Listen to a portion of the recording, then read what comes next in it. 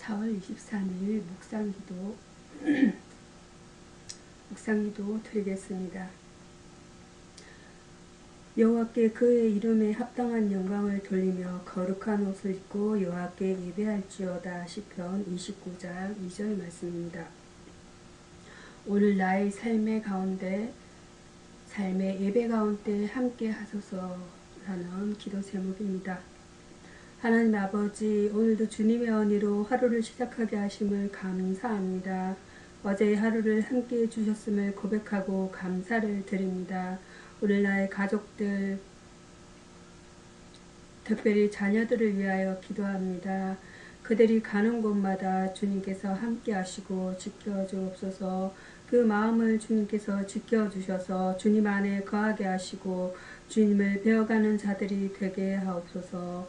나에게 할 일을 주신 하나님 감사합니다. 내게 주어진 일들 앞에 부끄럼 없이 성실하게 하시고 오늘도 주님의 능력으로 하루를 살아가게 하옵소서. 오늘도 주님을 나의 자리에 초대합니다. 떠나지 마시고 함께 하옵소서. 예배에 함께 하시는 그 주님께서 오늘 나의 하루의 예배, 삶을 예배 가운데 함께 하옵소서. 오늘 만나는 자들을 축복하시고 은혜가 오고 가는 만남이 되게 하옵소서. 오늘 내가 이루어야 할 일들이 반드시 이루어지는 하루 되게 하옵소서. 오늘 나를 지키시고 함께 하옵소서. 언제나 나와 동행하시는 예수 그리스도 이름으로 기도합니다. 아멘. 사도신경으로 신앙고백 드리겠습니다. 전능하사 천지를 만드신 하나님 아버지를 내가 믿사오며 그 외아들 우리 주 예수 그리스도를 믿사오니 이는 성령으로 잉태하사 동정녀 마리아에게 나시고 본디오 빌라도에게 고난을 받으사 십자가에 못 박혀 죽으시고 장사한 지 사흘 만에 죽은 자 가운데서 다시 살아나시며 하늘에 오르사 전능하신 하늘 우편에 앉아 계시다가 저리로서 산자와 죽은 자를 심판하러 오시리라. 성령을 믿사오며 거룩한 교회와 성도가 서로 교통하는 것과 죄를 사하여 주시는 것과 몸이 다시 사는 것과 영원히 사는 것을 믿사옵나이다. 아멘.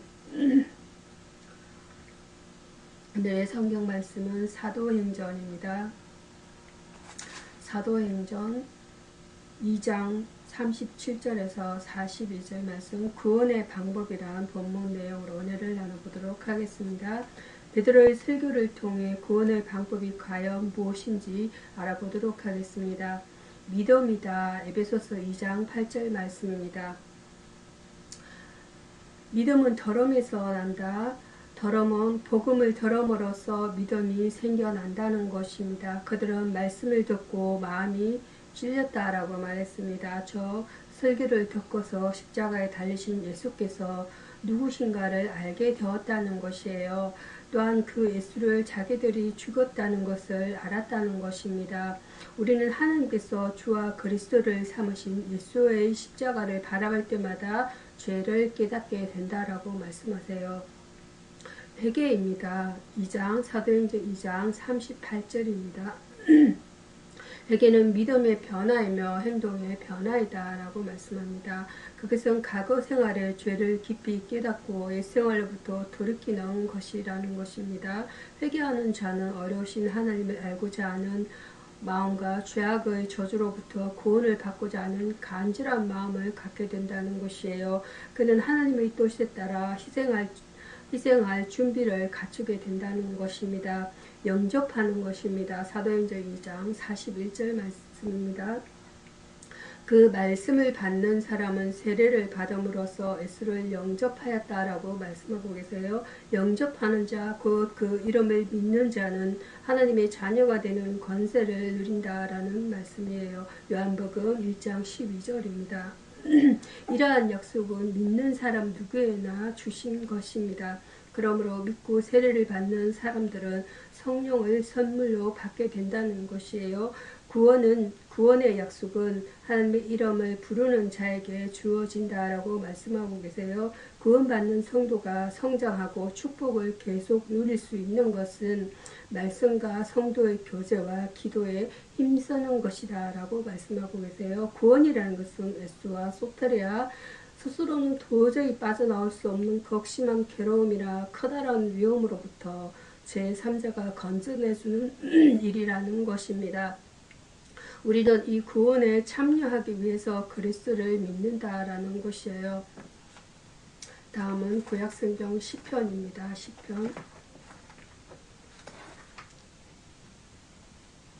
시편은 116편 1절에서 9절 말씀, 하나님의 크신 은혜라는 본문 내용으로 은혜를 나눠보도록 하겠습니다. 견줄 데 없는 고난과 절망, 순교의 어둠을 경험한 사람들은 이 시편을 잘 이해할 수가 있을 것입니다. 강구를 덜으신다라는 것이에요. 시편 116편 1절에서 4절 본문 내용입니다. 목자가 사랑하는 양들의 음성을 알듯이 그분은 당신의 종들의 음성을 아시며 아버지가 아들의 간구를 덜어주듯이 그분은 우리의 기도를 응답하신다라는 것이에요. 그분은 환난 날에 나를 부르라. 내가 너를 건지리니 내가 나를 영화롭게 하리로다. 시편 50편 15절 말씀입니다. 라고 하셨습니다. 성도는 어떤 형편에서도 그분께 기도하기를 힘써야 한다는 것이에요. 어려우시며 자비하시다는 것입니다. 시편 116편 5절 말씀입니다. 주의 은혜와 의 자비는 우리를 죄악으로부터 구속하신 사건 속에서 구체적으로 명확하게 드러난다는 것이에요. 바울의 전거 가운데 거듭 강조되고 있듯이 우리의 구원은 전적으로 그분의 은혜로 말미암은 것이며 에베소서 2장 8절에서 9절 본문 말씀입니다. 그 위에다 그분은 우리를 보호하시고 인도하시며 돌보시는 인자를 더해 주신다라는 것이에요. 결박을 풀어주신다입니다. 시편 116편 16절입니다. 주께서 풀어주신 결박은 이 세상의 어떤 것으로도 풀 수 없는 죄의 결박이며 이로 인해 우리는 자유하게 되었다라는 것이 갈라디아서 5장 1절 말씀입니다. 우리는 이 같은 축복과 특권이 전적으로 그분의 주권적 은혜임을 알아야 한다는 것이에요. 우리로서는 도저히 불가능한 것이었지만 하나님의 전적인 은혜로 말미암아 이루게 된 것입니다. 우리는 어려우시며 자유롭게 하시는 하나님의 은혜로 말미암아 진정한 삶을 살아갈 수 있다는 것이에요. 은혜라는 것은 카리스, 은혜는 하나님께서 그분의 멀어진 피조물을 하나도 공을 들이지 않는 행위를 통하여 구원해 주시는 것을 이해한다라는 것입니다. 이 은혜는 언약을 통하여 나타났으며 예수 그리스도를 통해 성취되었다라고 말씀하세요. 다음은 베드로전서 신약성경입니다.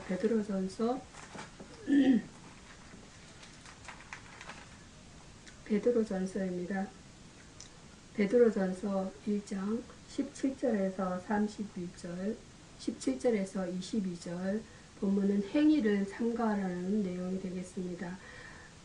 행위를 삼가하라는 내용으로 은혜를 나눠보고자 합니다. 사람의 모든 행위는 천국 보상의 근거가 되기 때문에 본문은 우리에게 행위를 삼가할 것을 교훈하고 있습니다. 하나님은 각 사람의 행위대로 갚으심입니다. 우리가 행하는 모든 일들은 하나님께서 보장해 주시는 유일한 근거가 되기 때문에 모든 행위를 조심하고 삼가하는 자가 후회할 일이 없게 되는 법이라는 것입니다. 하나님은 사람을 외모로 취하지 않으시고 편벽되어 향하시는 법도 없으시므로 누구든지 자기가 심은 그것을 거두게 되어 있다라는 것이에요. 또 주 앞에서 명백히 드러난다고 말씀하고 계세요. 인간은 예수의 피로만 깨끗하게 되입니다. 사람이 죄와 모든 더러움으로부터 깨끗하게 될 수 있는 유일한 방법은 그분의 그리스도의 피뿐인 것입니다. 양이나 염소의 피로는 깨끗하게 될 수 없으되 예수의 피를 힘입는 자들은 과거의 전력에 관계없이 깨끗하게 되는 것이 가능하다라는 것이에요. 우리 모두가 주의 피로 깨끗함을 받았으니 모든 행위를 삼가 더럽힘 없이 없게 하여야 한다라고 말씀하세요. 마음으로 뜨겁게 비차 사랑해야 합니다. 바울은 사랑을 가리켜서 율법의 완성이라고 전거했다라는 것입니다. 이웃을 내 몸같이 사랑하는 것은 최고의 법을 지키는 것으로서 우리 모든 성도들이 힘써야 할 일이라는 것입니다. 사랑할 때 뜨겁게 사랑해야 한다는 것이에요. 우리 서로 사랑함으로 주의 제자됨이 전거되며 우리의 주께 대한 사랑이 입증되는 셈입니다.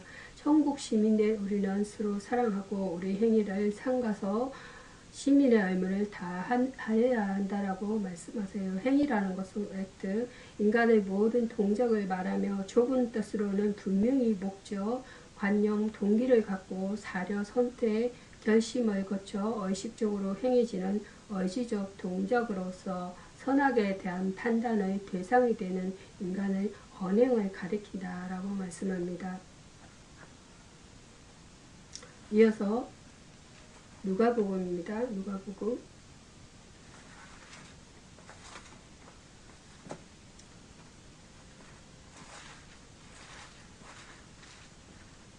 누가복음 24장 13절에서 35절 변화된 제자라는 본문 내용으로 은혜를 나눠보고자 합니다. 엠마오로 가는 두 제자에게 예수님이 나타나셨습니다. 예수님을 만난 그들은 놀랍게 변화되었습니다. 가려진 눈인 것입니다. 엠마오로 내려가는 두 제자는 그들 앞에 부활하신 주께서 나타나셔서 그들과 이야기를 나누시는데도 주님을 알아보지 못했다라는 것이에요. 그들의 눈은 실망과 슬픔과 두려움으로 가리워져 있었기 때문이라는 것입니다. 낙심한 사람의 눈은 보기는 봐도 알지 못하게 되는 것입니다.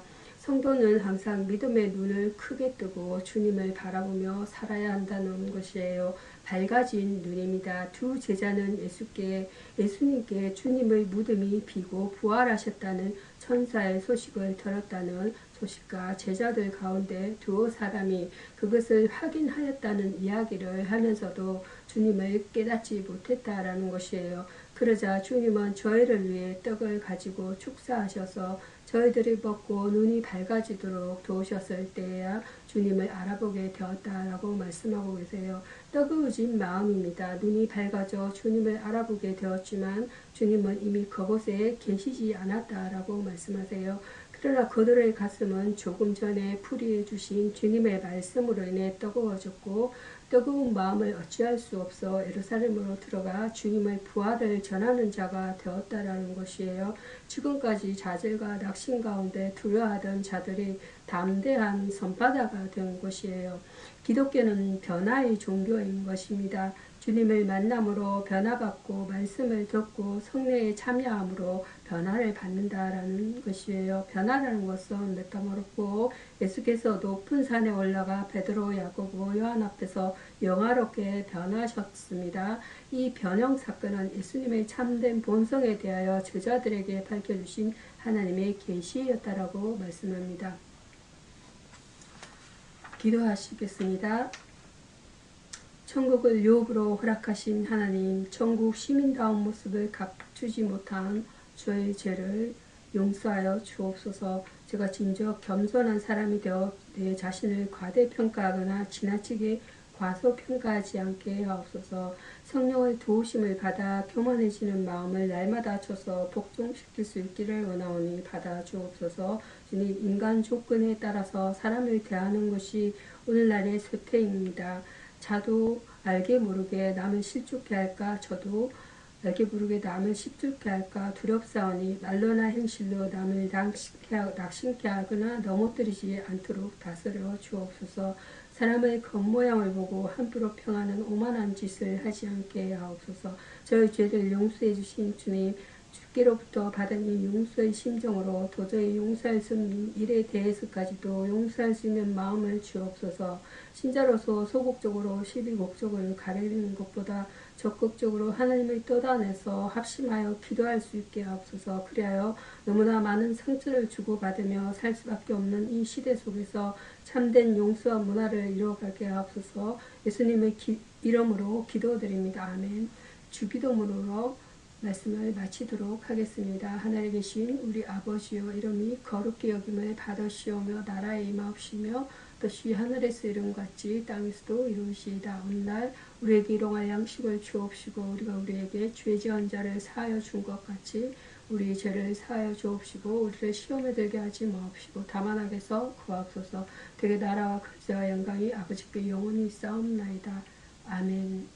감사합니다.